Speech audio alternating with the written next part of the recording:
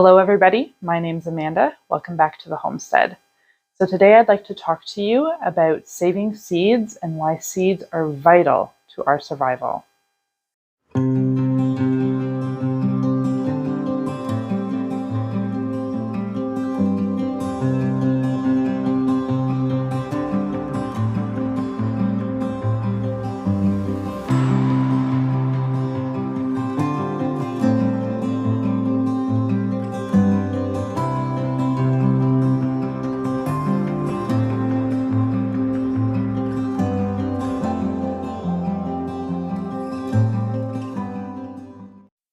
The global food supply is as rocky as ever, and the supply chain issues continue to happen.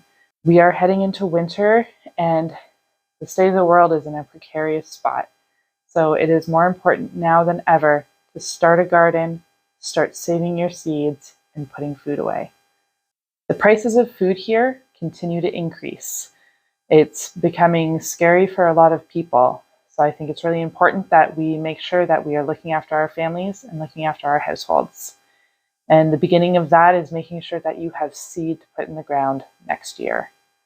So you can take seed from garden produce, from your own produce, from produce you find at the farmer's market, and you can put it away to make sure that you have some there for next year. Growing your own food can help you offset a lot of these price increases that are happening, and it can also increase your self-sufficiency at home. Saving your own seed can also make sure that the plants that you are growing are acclimatized to your climate. So I grow the Blue Beauty tomatoes every year, and I take seeds from the biggest tomatoes and I save them so that I am getting the healthiest version of that tomato every single year. And I can do that with a lot of my own produce. Come with me, I'll show you how I do that. So a lot of the seeds that you'll save are really easy to save. A lot of them you just pull out of the pod and they're ready to go. Peppers are very much like that as well. So you want to take one of your ripest, biggest peppers and save the seed from that, because you really want to make sure you're saving the healthiest seed possible. All you do here is cut it open.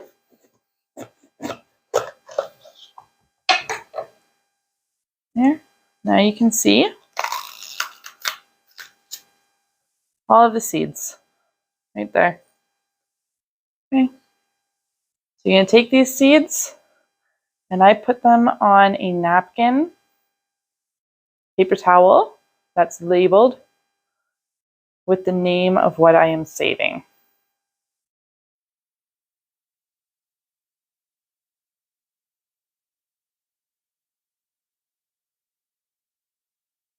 So you just put these aside.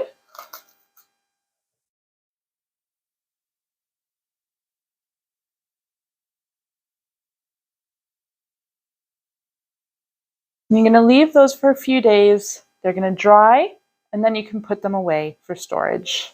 For your tomato, it's going to be a little different because tomatoes have a membrane around their seed that can inhibit germination. So you want to ferment this membrane off.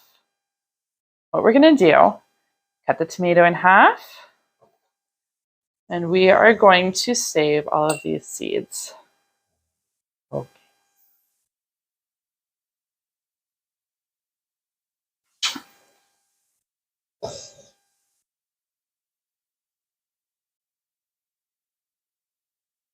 Okay, so you get all of your seeds into your jar.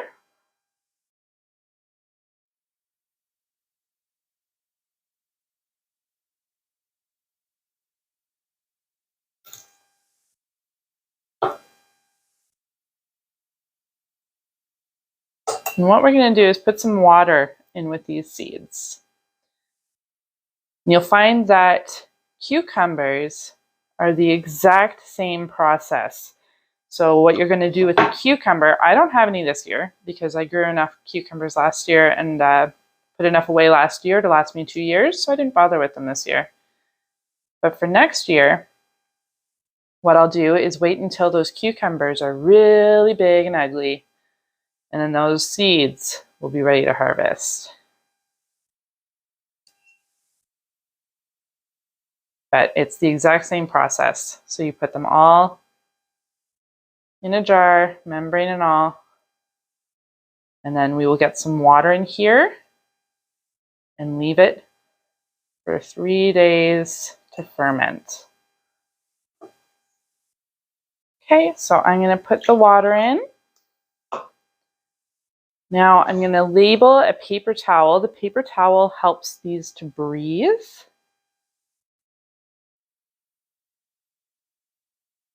Labeling the paper towel. And I just put it over there with an elastic. You can also use a screw top lid. I just find this easier. I'm going to put this on the counter for 3 days to ferment, and then I'll show you later what I do with these. Okay, so it has been a couple days and these tomato seeds have been fermenting. We are going to drain them into a metal strainer and just get all the juices out. I'm doing this a little bit early just because I am not going to be around to do them in time. So you drain all the juices out, and sometimes I just rub them on the strainer just a little bit. You can rinse them off, get all those juices off. And then you're going to take these tomato seeds, put them on your labeled paper towel, and you're going to leave them there to dry. So they'll take about 2-3 days to dry properly. So after these seeds have been drying for a couple days, you can then store them. So I have used Ziploc bags in the past. Some people use pill bottles. I've got a paper envelope that I will be putting my seeds into today. I find with the paper envelope, if any moisture is in there, this still has airflow, so it's less likely to mold. If you have a Ziploc bag, if there's moisture in there, your seeds may mold. So squashes, pumpkins, cantaloupes, and cucumbers actually can all cross-pollinate. So if you are growing 2 or 3 different types of these, you're going to want to be careful saving the seeds, because those seeds, as much as the fruit can look like what it's meant to look like this year, if you save the seeds, what you grow next year might be a combination of all those things. So you're supposed to be growing them a certain amount of feet apart. I try not to grow more than 1 per year, so that way when I save seeds, it's the actual seed that I'm saving and not a cross-pollination. So I have a baking pumpkin here, a pie pumpkin, and saving seeds from these are incredibly easy, just like the majority of all seeds. Just going to want to cut it in half.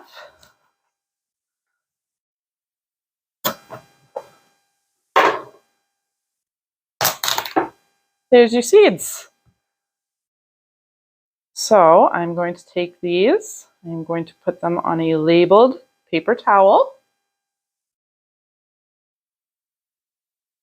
I like to give them space to breathe as well so that they can dry nicely, because you very much want dry seeds.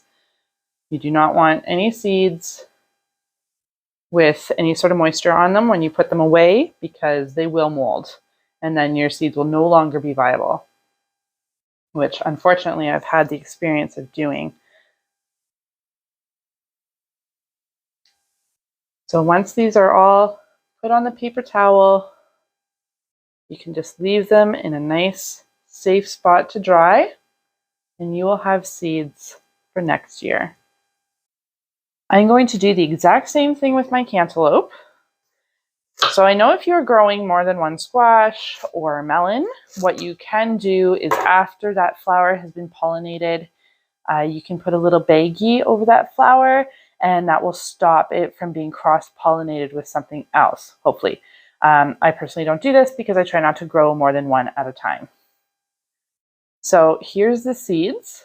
And like I had mentioned before, you can buy store-bought produce and save the seed from that. Typically, I find a lot of the store-bought produce isn't from home gardeners who want to, plant all the things. They're from farmers who plant typically 1 or 2 things, and so the likelihood of them being cross-pollinated is fairly low. So I'm going to save the seed from this cantaloupe so I can plant some next year. There's the seeds all right there, And again, I'm just going to scoop them out, get them onto this paper towel, and dry them out. And that is just as easy as that. Once these are all dried out, they get put in a little paper envelope and stored away. I can show you how I do that after.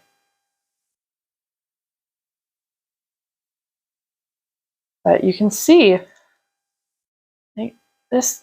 the amount of seeds that are here just in one half of a cantaloupe. Like, look at all of those seeds. All of those seeds is one plant that can produce so many melons. Like this, that's a lot of food. So being able to do this is a huge amount of security for you. It's very important to know how to do this because, I mean, that's food every year for years, because seeds can stay viable for a really long time as long as they are stored properly. So these will get set aside and dried out, and then I will package them up. Beans and peas are also incredibly easy to save. So these beans, I let them get big and I let them dry on the vine, and now I can just open up the seeds, and the seeds will be dry because those are crispy dry. But I will actually let them sit for another couple days. Now these are actually a black bean pod, but I do these with all of my beans. My broad beans, pole beans, bush beans, all of them can be done the same way. Peas are also very similar, so you can let them get nice and big, let them dry on the vine, and then just bring them in and shell them. And those are your seeds. And if you're really in a hard spot, those bags of dried beans in the stores, possibly viable. You could also use those. I actually have talked to a few people who have done that, who've used potatoes from the store that have started to grow eyes. They've thrown them in the ground and they grew a bunch of potatoes. They've bought a bag of black beans and planted the seeds. Like, you don't just have to, if there's a spot where you're like, hey, all the seed companies are out and I can't find any seeds, head to your store. Head to your store, get some produce, save that seed. And that way, you will never run out.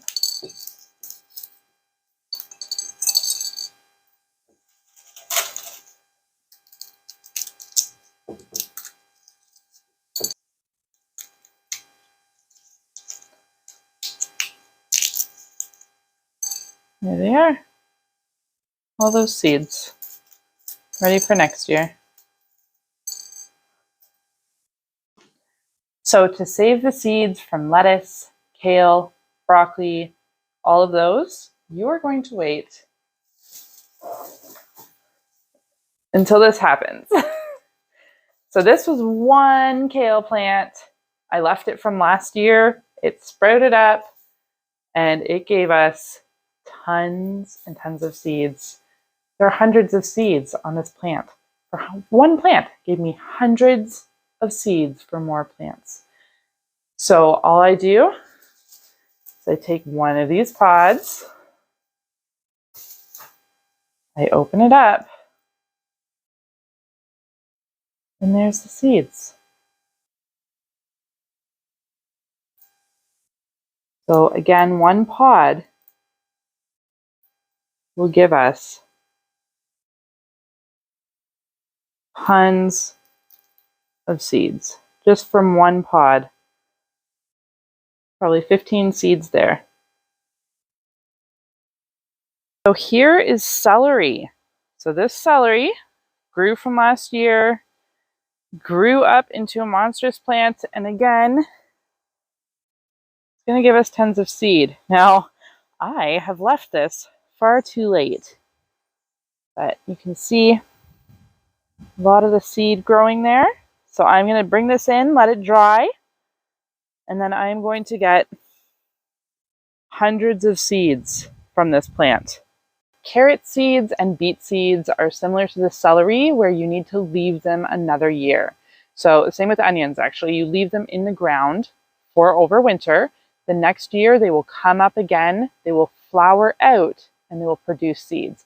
I don't have any to show you right now, but I'm hoping next year that I will do that. I will leave some of those in the ground so that I can produce more seed for the following year. So I showed you what the kale looks like. This is Swiss chard. You can see all of the seeds here. So they're just forming. This brown is what we want. So I am going to wait for these all to turn brown. I'm going to bring it in, dry it out, and take all of these seeds off. Once again, one plant, hundreds of seeds. That's the absolute magic of seed saving, is that you just get hundreds of seeds from one plant. Lastly, this is what a radish looks like when it goes to seed. So these will all dry up, turn brown, and I'm going to let them sit here until they do that. And then I will take this, hang this, and these little pods are going to be full of seeds. So that's all of my seeds for next year, saved up, and I don't have to worry about going to a seed company. I hope everybody's found this helpful. Remember to get out in the garden, plant some plants, save those seeds, and put up some food so that you guys are safe as well. Have a safe and wonderful Thanksgiving. Please remember to like and subscribe, and I'll see you next time.